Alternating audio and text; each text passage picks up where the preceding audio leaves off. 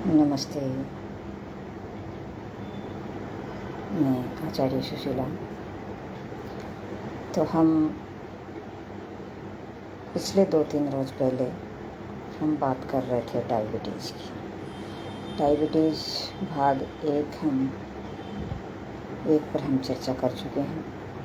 अब भाग 2, क्योंकि वो एक लंबा टॉपिक रह गया, इसलिए लंबा टॉपिक था, इसलिए इसको हम 2 भागों में या 3 भाग भी बना सकते हैं। तो हम चर्चा कर रहे थे डायबिटीज़ है वो 2 प्रकार की होती है। एक तो इंसुलिन डिपेंडेंट डायबिटीज़ मेलाइटिस और दूसरी होती है non insulin dependent diabetes mellitus. तो ये 2 प्रकार की डायबिटीज़ है वो हमें देखने को मिलती है। तो इसके बारे में हम चर्चा कर चुके थे और ये भी बता चुके थे कि मतलब ये उम्र के अनुसार दूसरी प्रकार की है जो non insulin dependent diabetes mellitus है, ये मतलब है उम्र के साथ होती है, 30-40 उम्र के बाद में होती है और वो जेनेटिक होती है। उसमें इंजेक्शन दिया जाता है और इस डायबिटीज़ के इंसुलिन का। तो इसमें हम देखते हैं तो ये उम्र की दूसरी प्रकार की जो डायबिटीज़ है वो 40 से 50 की उम्र के बाद में होती है, ज़्यादातर देखने को मिलती है। बाकी अपवाद तो कोई भी हो सकता है। जो मतलब ये पेंक्रियाज से जो रिलीज होने वाले जो हार्मोन्स हैं उस पर डिपेंड करती है कि उससे जो हार्मोन्स निकलते हैं कि नहीं निकलते हैं, या फिर किस प्रकार से कितने निकलते हैं, कम निकलते हैं, ज़्यादा निकलते हैं, इस पर डिपेंड करता है। तो ये पेंक्रियाज भी जैसे इसके 3 भाग होते हैं, सिर, धड़ और पूंछ। और इसमें लैंगरहैंस दीपिकाएँ होती हैं, जिसकी खोज है वो 1869 में पाल लैंगरहैंस द्वारा की गई थी।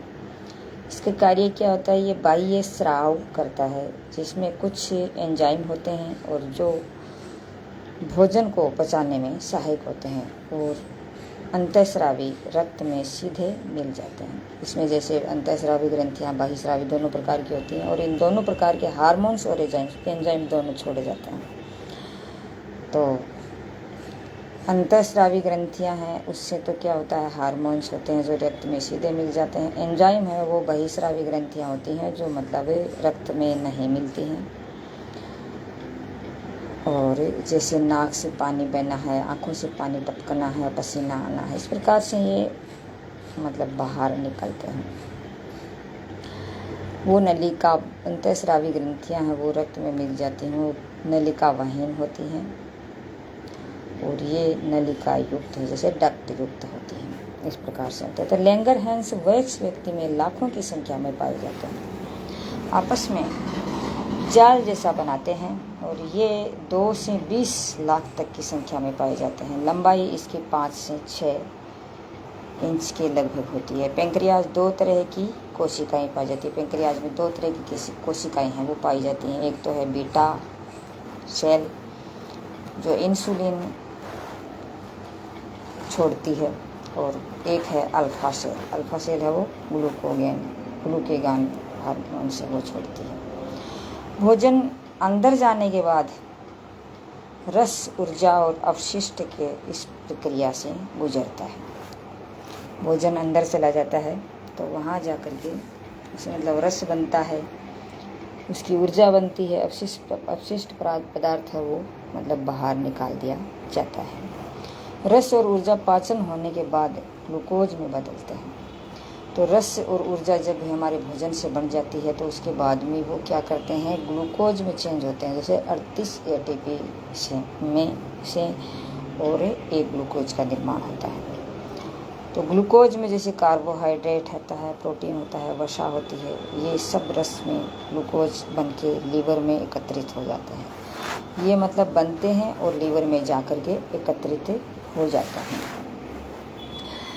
और लीवर फिर जा कर के अपनी कार्य क्रिया जो वो शुरू करती है। यहाँ से संपूर्ण शरीर में रक्त द्वारा सप्लाई होता है और यहाँ मतलब अपने जो वो होते हैं ना नलिकाएँ, रक्तवाहिकाएँ, ये सभी प्रकार की जो नलिकाएँ हैं, इसमें वो अपना लीवर है, वो अपने जो रस वगैरह ये बना करके और उस नलिकाओं के माध्यम से पूरे शरीर तक सप्लाई करता है। सेल्स की जो आवश्यकता होती है उसके अनुसार वो अपना ग्लूकोज वो ले लेती हैं, जितना उसको ज़रूरत होती है। बीटा है वो अल्फा सेल ग्लूकोज को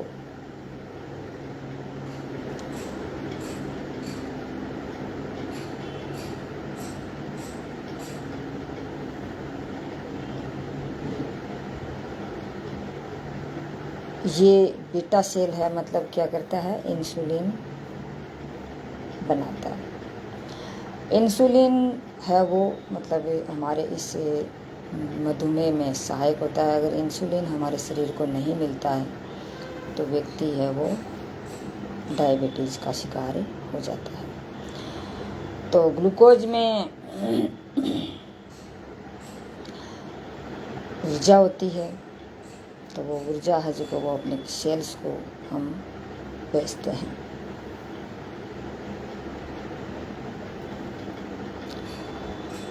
और ग्लाइकोजन है वो क्या होता है कि वो पहले ग्लूकोज में बदलता है और फिर शरीर में सप्लाई देता है। तो इंसुलिन की खोज किसने की थी? इंसुलिन की खोज है वो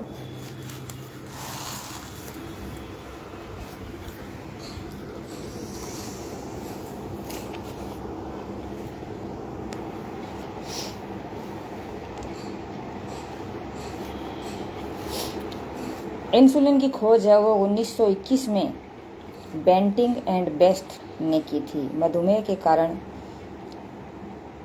क्या है?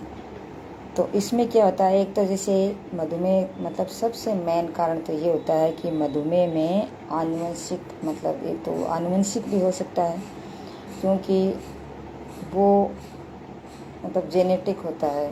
तो उसमें क्या होता है कि मतलब जन्म से ही बच्चे के जो ये अपना इंसुलिन डिपेंडेंट जो डायबिटीज़ मेलाइटिस है वो उसको मतलब इंजेक्शन की ज़रूरत पड़ती है और वो आनुवंशिक होता है। बाकी जैसे हम मतलब तनाव से भी ये हो सकता है, मधुमेह के कारण बता रही हूँ मैं आपको फिलहाल। तो आनुवंशिक हो सकता है और ये तनाव से भी हो सकता है, मोटापे से भी होता है, आधुनिक जीवन शैली है उसकी जब खराब होती है तब भी हो सकता है, ऑटो इम्यूनिटी की वजह से होता है। जब बीटा सेल आपस में फाइट करने लग जाते हैं और ये सेल हैं वो अपने आप को खाने लग जाते हैं। तो इंसुलिन हार्मोन का असंतुलन हो जाता है जिससे ये होते हैं। अन्य कारणों में जैसे ग्लूकोज का अच्छे से नहीं बनना, प्रेगनेंसी के बाद इन्फेक्शन के कारण भी हो जाता है। और जैसे इसके लक्षण क्या हैं, इसमें क्या होता है कि एक तो जैसे यूरिन की मात्रा है वो अधिक हो जाती है, जिसे हम यूरिया कहते हैं, पॉलीयूरिया। और अत्यधिक भूख लगती है जिसे हम पॉलीपेनिया कहते हैं। और अत्यधिक प्यास लगती है इसे हम पॉलीडाइशिया कहते हैं। तो ये मतलब एक इंसुलिन मतलब ये अपना मधुमेह है, इसके लक्षण हमें दिखाई देते हैं। मतलब यूरिन की मात्रा ज़्यादा आ जाना या अत्यधिक भूख लगना या अत्यधिक प्यास लगना, इस प्रकार से होता है। कई बार टाइप 2 वालों को कोई लक्षण नहीं होते। कई बार क्या होता है कि मतलब टाइप 2 वाले जो डायबिटीज़ है, मेलाइटिस है, इसके मतलब कोई लक्षण नहीं दिखाई देते। सुन्नपन सा, थकावट सी, अंडरवेट हो जाता है और व्यक्ति को धीरे धीरे यह महसूस होता है। और व्यक्ति में क्या होता है कि मतलब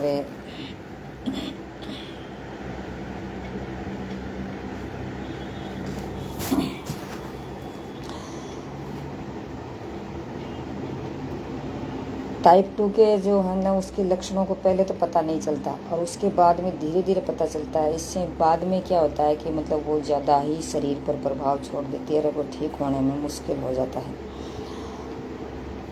और टाइप 1 में क्या होता है, सुन्नपन आता है, थकावट आती है, अंडरवेट मतलब वेट भी कम हो जाता है इसमें, और बेहोशी हो जाती है, और ऑटोइम्यून के लक्षण भी देखने को मिलते हैं।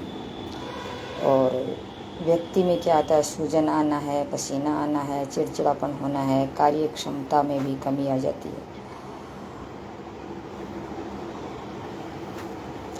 और इससे जैसे डायबिटीज़ मेलाइटिस है, इसके प्रभाव से उत्पन्न होने वाले रोग कौन कौन से हैं, रोग कौन से हैं जो मतलब इसको प्रभावित, इससे मतलब रोग व्यक्ति है जो रोगी हो सकता है। तो रोगों जैसे इससे रोगों में जैसे एक तो हार्ट की समस्या हो जाती है, आँखों से संबंधित बीमारी भी हो जाती है जैसे ग्लूकोमा है, इस प्रकार से तंत्रिकाओं से संबंधित बीमारी है वो भी हो सकती है, लकवा हो सकता है, श्वसन संबंधित समस्या हो सकती है, टीबी हो सकती है, किडनी फेल हो सकती है, गर्भ में बच्चे की मृत्यु हो सकती है, मिसकैरेज बोलते हैं जिसे हम।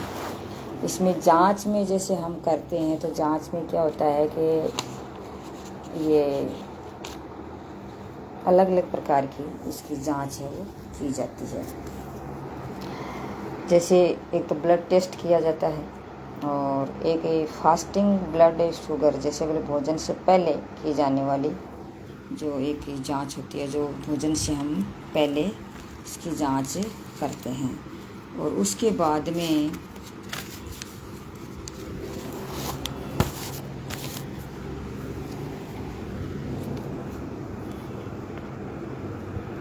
एक भोजन के 2 घंटे बाद में इसकी जांच है वो की जाती है। तो हवा खराब कर रही है।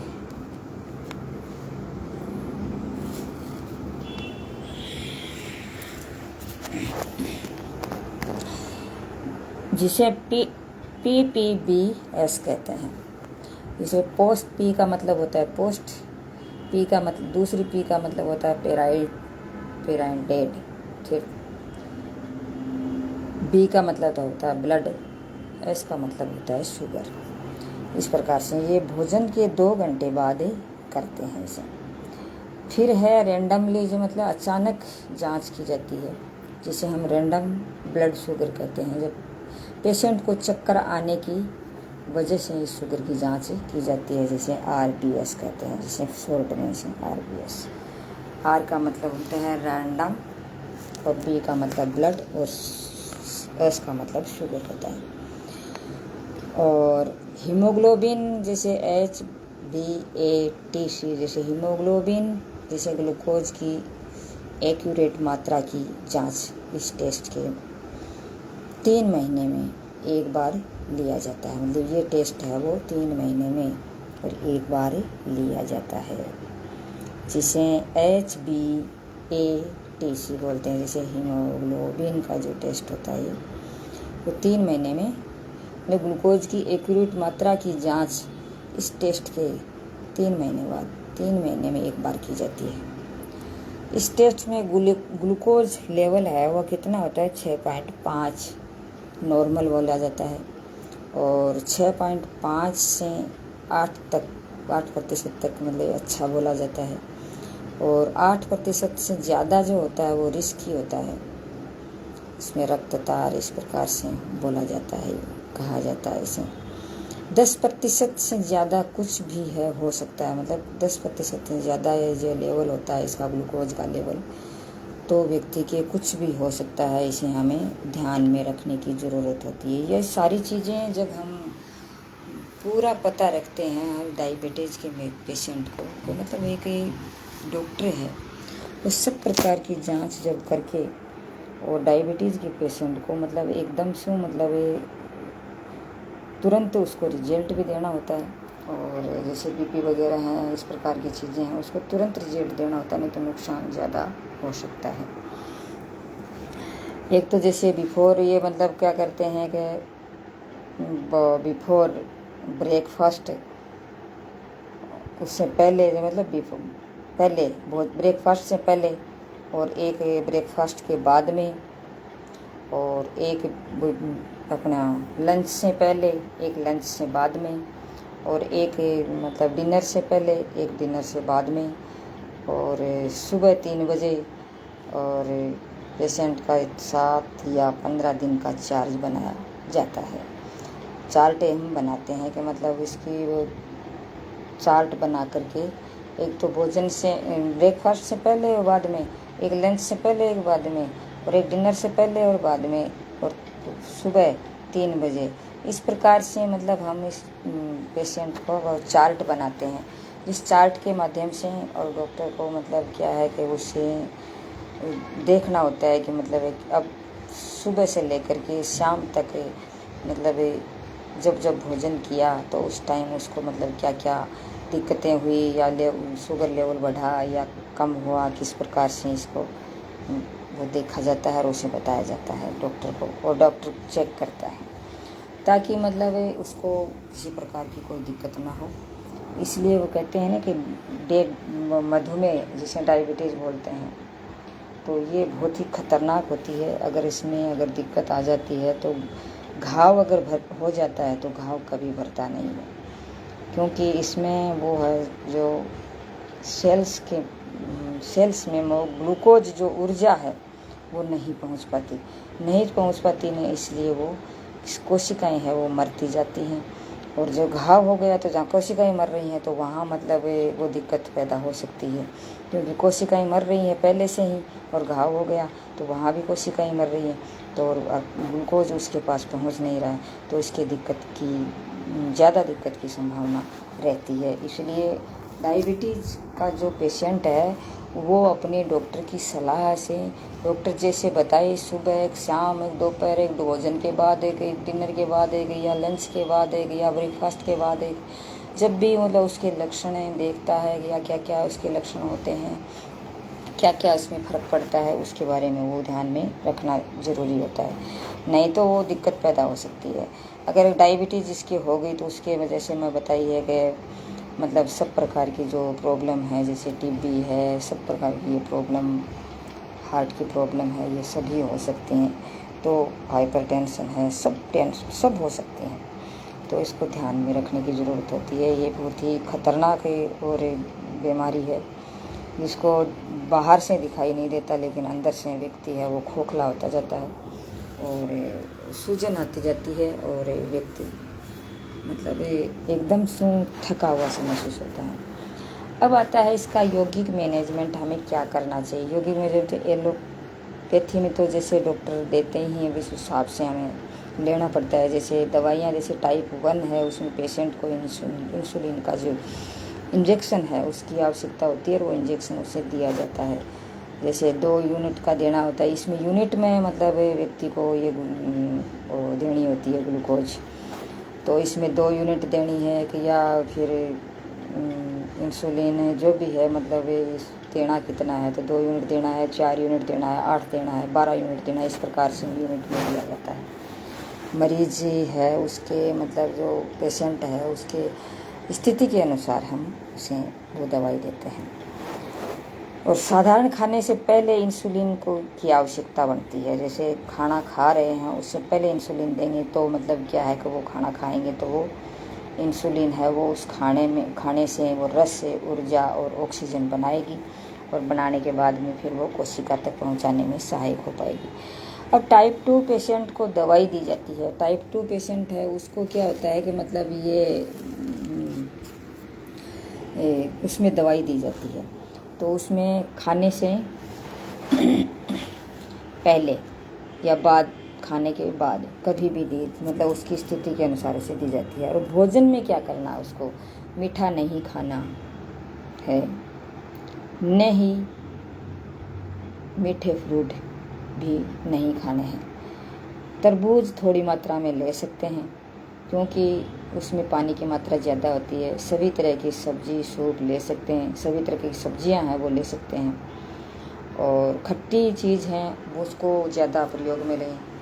और वो एक बोलते हैं ना, उसे क्या बोलते हैं, कड्डी पत्ता है, वो सब्जी के अंदर डालें।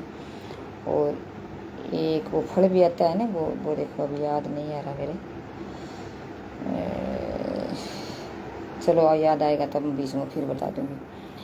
और घी है और मक्खन है, निकलने के बाद बची जो छाछ है ना, उस छाछ का प्रयोग आपको करना है। घी और मक्खन को निकाल लीजिए, छाछ बचे उस छाछ का काम में लेना। रोटी कम, सब्जी और सलाद ज़्यादा खाना है। रोटी को चपाती बहुत ही कम खानी है और सब्जी और सलाद ज़्यादा खाएं, ताकि उसके अंदर कुछ न कुछ ऐसे इंसुलिन हो जो हमारे शरीर में काम आ सके। तेल घी कम, वज़न ज़्यादा है तो बंद कर दें। तेल घी बिल्कुल कम खाना है, बहुत ही कम मात्रा में खाना है, खाएं तो, बाकी बंद कर दें तो बहुत ही अच्छी बात है। और जबकि वज़न ज़्यादा है तो बिल्कुल से बंद कर देना है। आलू भी कम खाएं। अगर बर्फ़ी काजू खाई है, मान लो कहीं किसी दिन जैसे शादी है और बर्फ़ी काजू, ये मतलब काजू की बर्फ़ी है, इस प्रकार से अगर खाई है, पहली बात तो ये खानी ही नहीं है। और अगर खा भी ली तो रोटी कम खाएं। अगर ऐसा भोजन ज़्यादा खा लिया हो तो दूसरे दिन जूस लें और जूस पर रहना चाहिए, क्योंकि मतलब पहली बात तो ये बिल्कुल से खाना ही भी नहीं है अपन को। अगर ये खाएंगे तो हमें नुकसान ही होगा, मीठा खाएंगे तो। वैसे हालांकि बहुत से लोग कहते हैं कि मतलब ये डायबिटीज़ है वो चीनी खाने से होती है या चीनी ज़्यादा खाने से होती है, लेकिन ये शुरुआत में जब होती है चीनी खाने से नहीं होती। ये शुरुआत में जब होती है ये होती है मतलब ये तनाव से या अनमानसिक हो सकती है। और जो पीछे मैंने आपको जो कारण लक्षण जो बताए हैं उसके अनुसार आप देख लीजिए। और फिर बाकी ये इससे होती है, बाकी चीनी से नहीं होती। लेकिन बाद में अगर जो दिक्कत होती है तो चीनी या इनसे फिर परहेज ही करना चाहिए। तो ज़्यादा खा लिया है तो फिर दूसरे दिन जूस पर रहें। और जूस भी मतलब ज़्यादा मीठा ना हो, जैसे हम उसको खट्टे पदार्थ हैं, खट्टी चीज़ें हैं, इसका प्रयोग हम कर सकते हैं। खट्टे ऑरेंज और जूस ले सकते हैं, नींबू का जूस ले सकते हैं। भोजन समय पर लेकिन थोड़ा थोड़ा खाएं। भोजन एक साथ डाइट बिल्कुल नहीं लें, थोड़ा थोड़ा खाएं, लेकिन भूखे बिल्कुल न रहें। करेले के छिलके सहित खाएं। करेला है वो बहुत ही अच्छा काम करता है इस डायबिटीज़ में, तो छिलके सहित खाएं। मोटे लोग भोजन पर नियंत्रण रखें। मोटे लोग हैं वो भोजन पर नियंत्रण रखें। और एक मोस्ट बात ये है कि आजकल फ़िलहाल जैसे चली हुई है ग्वार की फली, ये खाएं। भिंडी का चली हुई है ये खाएं। करेला खाएं। और भिंडी ग्वार फली और करेले हैं, इनको कच्चे खाएं। इससे नेचुरलिटी रहती है, नेचुरल उसमें इंसुलिन प्राप्त हमें होता है। और इसमें एक जैसे लौकी की सब्जी खाएं, रायता खाएं, हलवा खाएं लौकी का। और पपीता कम मात्रा में लें, ज़्यादा न लें। उपवास रखें, कभी जूस पर या फ्रूट पर या सूप पर रखें, ऐसे भूखे बिल्कुल न रहें। अजवाइन का पानी ले सकते हैं। डाइट चार्ट क्या होता है,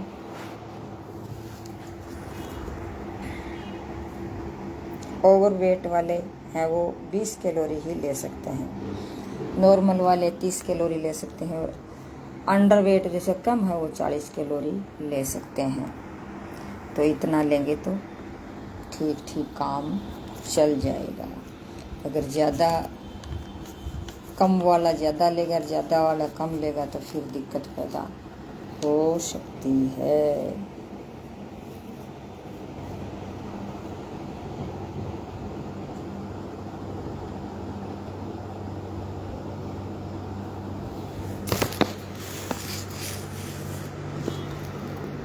अब यौगिक चिकित्सा में, लेकिन हाँ सच में जैसे बोलते हैं ना, इसका BMI मतलब किसका कितना क्या का है, उसमें क्या है कि 19 से कम वाले हैं अंडरवेट बोले जाते हैं, और 20 से 23 वाले नॉर्मल बोले जाते हैं, और BMI है जो 24 से ऊपर है वो ओवरवेट वाले बोले जाते हैं। तो इसका ये चार्ट भी इस प्रकार से हमें देखने को मिलता है। फिर यौगिक चिकित्सा कैसे करते हैं, जैसे यौगिक चिकित्सा में जैसे हम अन्नमय कोश के आधार पर जैसे सात्विक भोजन लेना है, नॉनवेज नहीं लेना है। आसन है, आसनों में जैसे एक तो शिथिलीकरण लेना है, व्यायाम सभी करते हैं, शिथिलीकरण का व्यायाम है वो सभी को करना है। अगर DM की वजह से आँखों की समस्या है तो आगे पीछे की मुड़ने वाले और जर्की मूवमेंट न करें। अब डीएम की वजह से जैसे डायबिटीज़ मेलाइटिस की वजह से अगर आपके आँखों में समस्या आ गई है, आँखों में समस्या आ सकती है, ध्यान में रखने की ज़रूरत है इसको। मतलब अन्यथा में नहले डायबिटीज़ के पेशेंट वो क्या करें कि मतलब मुड़ने वाले पीछे मुड़ने वाले और आँखों में जिसकी प्रॉब्लम है और जर्की जैसे जर्की मतलब झटका लगने वाले, झटका या मूवमेंट ज़्यादा होने वाले वो आसन नहीं करें। और उदर को संकुचित करें, फॉरवर्ड बैकवर्ड बेंडिंग ट्विस्टिंग करें। जैसे इसमें एक तो अर्ध चक्रासन, जैसे मैं आसनों के बारे में मैं आपको बताऊंगी, अलग अलग प्रकार के आसन हैं। और अर्ध चक्रासन कर सकते हैं। अर्ध चक्रासन जैसे अपने पीठ के पीछे हाथ लगा करके और पीछे अपनी गर्दन को पूरा पीछे ले जाया जाता है। उष्ट्रासन कर सकते हैं, पश्चिमोत्तानासन कर सकते हैं, वक्रासन कर सकते हैं, सर्वांगासन कर सकते हैं, नावासन कर सकते हैं, अर्ध मत्स्येंद्रासन कर सकते हैं, धनुरासन, भुजंगासन, मत्स्यासन। ये कारण किडनी डैमेज हो गई हो तो पेट के बल लेट कर आसन न करवाएं। अगर किडनी भी डैमेज हो गई है तो पेट के बल लेट करके जो आसन किए जाते हैं, जैसे मुंदे लेट करके अपन आसन करते हैं, वो नहीं करें। जैसे पेट के बल लेटने वाले में जैसे किडनी जिसकी डैमेज होगी तो धनुरासन है, भुजंगासन है, और इस प्रकार से ये आसन नहीं करें।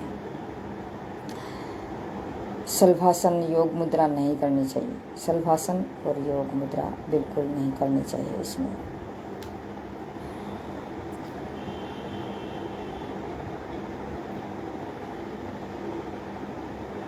और सेतुबंधासन है, सर्वांगासन है, ये उत्तम है। हालांकि मयूरासन भी उत्तम बताया है, लेकिन मयूरासन में क्या होता है कि जैसे महिलाएं नहीं कर सकती मयूरासन को। क्रिया में क्या करता है, पवन मुक्तासन, अग्निसार, जल नीति, सूत्र नीति,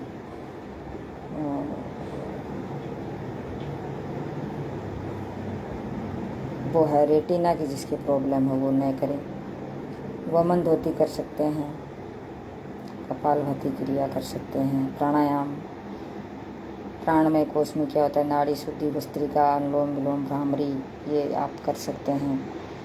मनोमय कोश में जैसे आप भजन कीर्तन इस प्रकार से आप कर सकते हैं। विज्ञानमय कोश में आपको क्या करना है, विचार शुद्धि पर बल देना है, विचारों को शुद्ध करना है। अपने कर्म हैं, विचार हैं, आहार विहार, विचार सब ठीक करने हैं इसमें विज्ञान में। तो आनंदमय कोश में कर्म योग, वो भी निष्काम कर्म योग करें।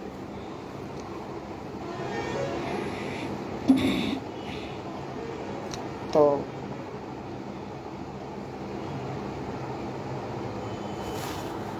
इस प्रकार से हम इसकी कर सकते हैं। सूक्ष्म व्यायाम सभी को करना है। सूक्ष्म व्यायाम तो पहले आसनों से करने से पहले आप करें। फॉरवर्ड बैकवर्ड और बेंडिंग वाले आसन भी आप करें, लेकिन थोड़ा सा जो आँखों की प्रॉब्लम है, रेटिना की प्रॉब्लम, वो इसको थोड़ा सा ध्यान रखें। पवन मुक्तासन क्रिया है, अग्निसार, सूर्य नमस्कार 3 बार करें। सूर्य नमस्कार भी आप कर सकते हैं। इस प्रकार से आप कर सकते हैं। तो ये हुआ हमारा डायबिटीज़ के बारे में काफ़ी कुछ जानकारी जो मैंने आपके समक्ष प्रस्तुत की। और मैं मानती हूँ जिसके डायबिटीज़ की प्रॉब्लम है वो इस चीज़ को ध्यान में रखें और अपना ट्रीटमेंट लें और सतर्क होकर के अपना शरीर पर ध्यान रखें और ठीक कर। बाकी लाइक शेयर सब्सक्राइब ज़रूर करें, शेयर ज़रूर करें, ताकि कोई व्यक्ति इससे पीड़ित है तो वो इसका लाभ उठा सके। क्योंकि ये वो उत्तरार्ध की भाषा में बोलते हैं ना कि ये कोची बीमारी है, ये झिंझी बीमारी है। इसको व्यक्ति में दिक्कत बहुत ज़्यादा हो सकती है, इसलिए इसको ध्यान में रखने की जरूरत है। आज बस इतना ही। जय हिंद, जय भारत।